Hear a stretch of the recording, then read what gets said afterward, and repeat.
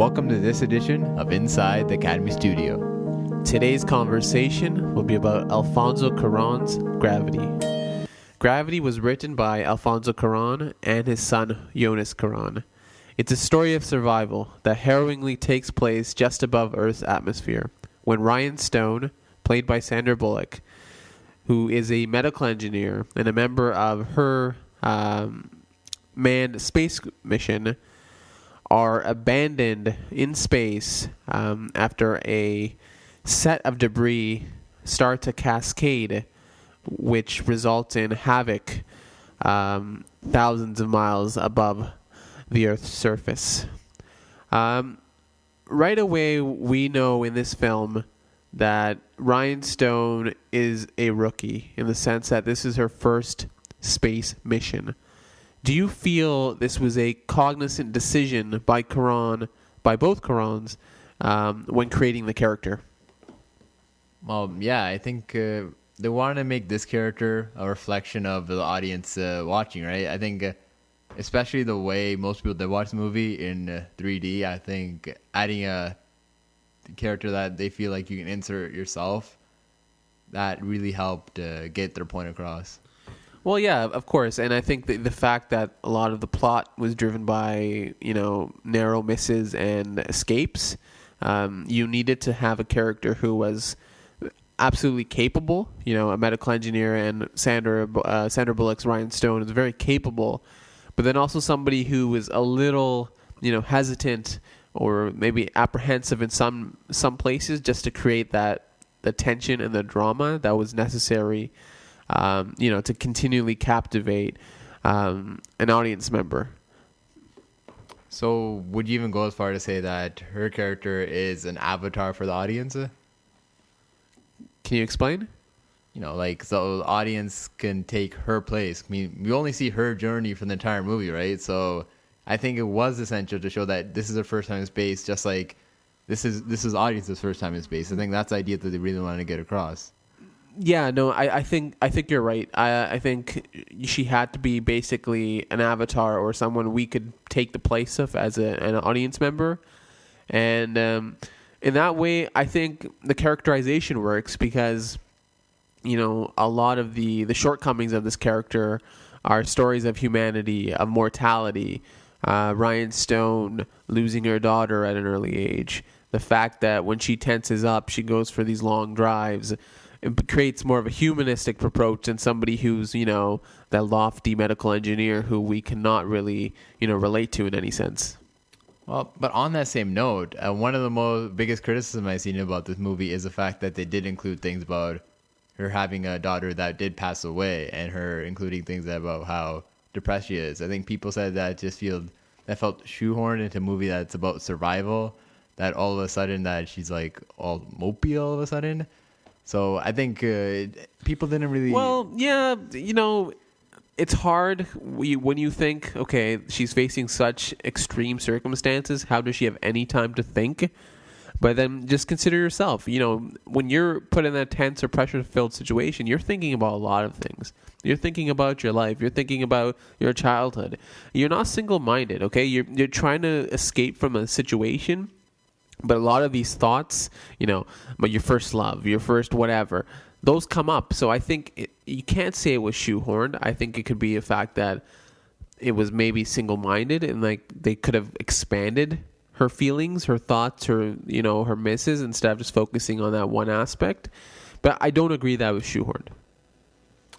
Yeah, I tend to agree, but my reasoning was that I was thinking that her having a daughter that did pass away didn't mean that she was just gonna be a pushover the entire movie. You have to understand that being a medical engineer that entered the space, you must have some kind of drive to get somewhere and do something. So I don't think it was a big surprise that when she eventually does turn around and end up, spoiler alert, I think if you're watching this, you probably know it's a spoiler, survive in the end. Fair enough. Gravity was such an immense challenge just simply to bring to the screen. Under the direction of Alfonso Cuarón, who I'm surprised, this is his first feature since Children of Men, a film that I greatly enjoy. Pretty much he doesn't make a lot of movies. Okay. But a collaboration between the cinematographer, Emmanuel Lubezki, another Mexican, and Tom Weber's visual effects team. What are some of the great details or great points of, I guess, the presentation, whether it be the cinematography, whether it be the visual effects, that impressed you in Gravity?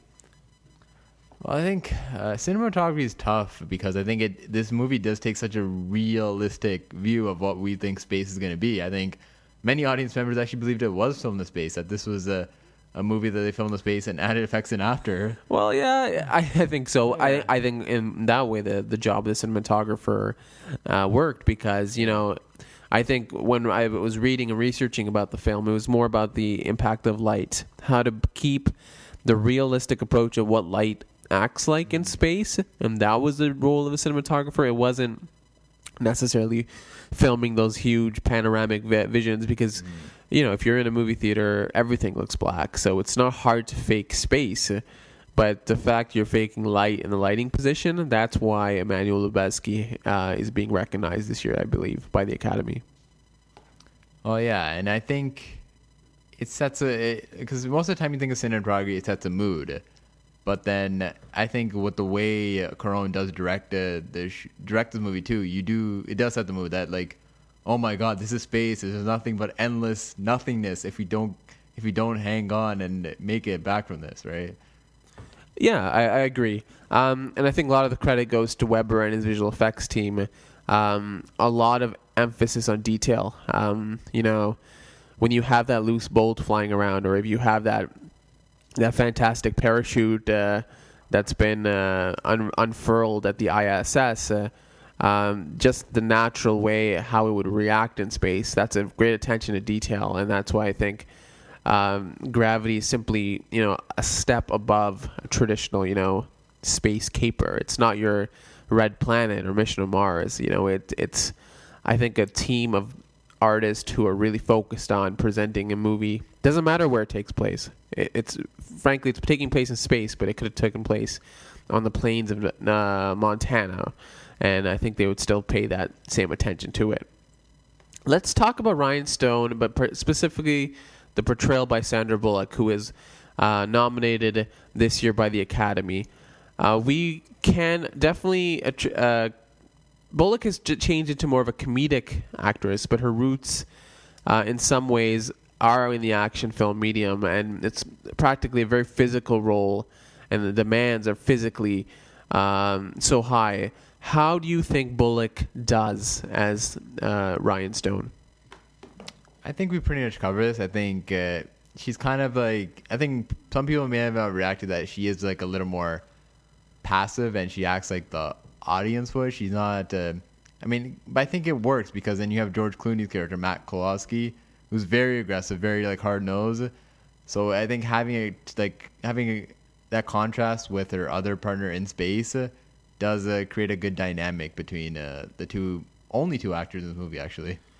Well, I think you're trying to discredit the fact of what Ryan Stone's character is. I know some will argue that the strength of this movie is not its script or its characters, but I don't think Stone is just simply a blank canvas for the audience to portray themselves in. We're seeing basically, in many senses, the death of this woman, and then the rebirth. There's a scene where she's like flying in an embryonic state, and it looks like she's an embryo, in a pre-birth state, and then she's basically reborn. The reignition of her life, the fact that she wants to survive, and how she takes all these measures to go from the International Space Station to the tiny space station to the ingenuity to basically get back into the Earth's orbit. So in that fact, that I think it's a lot of credit that, when you see, I know this is a very popular point in the movie, when you see those tears in 3D, I think those tears and that performance is earned by Bullock and not simply something that's a very technical mastery. Well, you talk about the rebirth. So what do you think about the actual ending of the movie where it does actually end up back on Earth through water, coming back up through the water and walking on land? Pretty much a lot of people said the evolutionary process in those couple of minutes. Yeah, it's pretty clear that what they were going for. I'm sort of conflicted by the ending. I don't think it's would I've liked her to meet her fate, a timely fate in space. That's I'm less unsure about. But the fact that we see that process, that rise from the water, I think is a great bookend. If the story is about survival and how in many ways we may be faced with the most, but then we can see through our history, through the history of many species, how they kind of adapt and survive. Yeah, I do like the one point that I found raised, that this movie's about the final frontier, space, to borrow a quote from Star Trek, but at the end it comes back to the beginning of a new life. So we're looking at the end of one human life, but then we're seeing the beginning of a new human life. So I think I was a bit more positive on the ending. I think I really, and especially watching it, actually I'm going to talk about it too, quickly. Did you think watching this in IMAX 3D added anything to the movie? I think it was definitely more immersive experience, but I think if you watch it in any medium, you'd get the what the director wanted. I tend to agree, but I think if you can pay the extra $1, I think it was worth it. Okay. We're almost nearing the end of this edition of Inside the Academy Studio, and like always, we like to end with questions. So I ask, what was your favorite moment in Gravity? I think my favorite moment in Gravity was pretty early in the movie, because it just plugged me right into the movie, and when you see Sandra Bullock's character Ryan Stone start spinning away so rapidly, so quickly. I think, especially watching that in IMAX 3D, like I mentioned before, it was just like I was just blown away, like how much I was into it. Like my mouth was open at gap. Yeah, that was part of the 12-minute non-cut scene to start the film, and that's something Cuarón is very famous for, and I think it was definitely so effective seeing that.